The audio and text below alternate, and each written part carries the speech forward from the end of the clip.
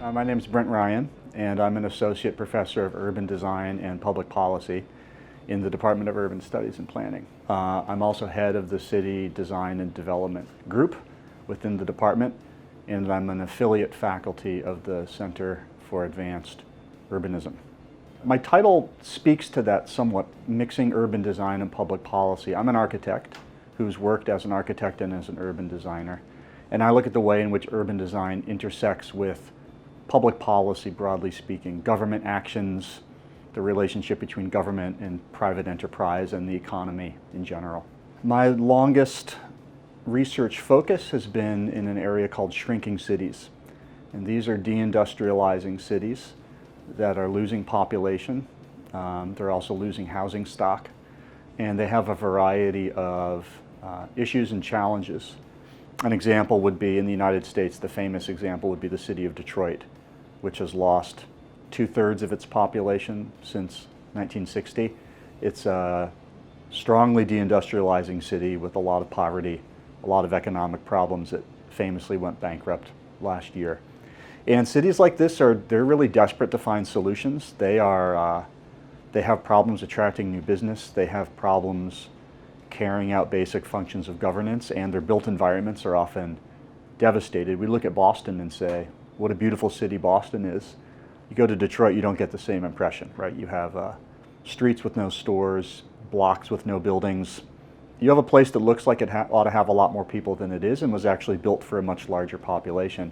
So there's a couple of perspectives on the question of why should you bring back a city that's losing population? Why try to repurpose a property that's abandoned? Why try to return people to a place where they've left because they didn't have opportunities? One way in which I've looked at this is from the perspective of private property owners, particularly industrial property owners.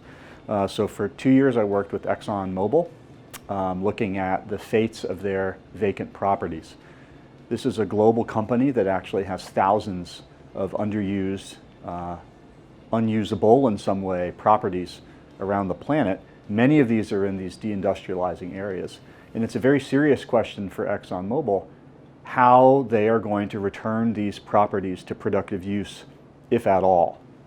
So actually, when you go around these cities, you see hundreds or thousands of parcels that have private owners.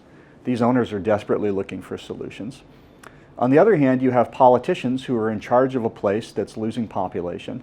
And they're, of course, in the business of getting people back to their city and putting their city on the national map, making it competitive as a place for a sports team or a national convention. So you actually end up with quite a bit of unity on the part of the public and the private sector to have people returning to the city and to generate new uses for land in these places. So ExxonMobil, they have essentially a whole branch of the company that's charged with reusing these properties. They're interested in essentially getting them out of the company's hands with the lowest level of risk to the company.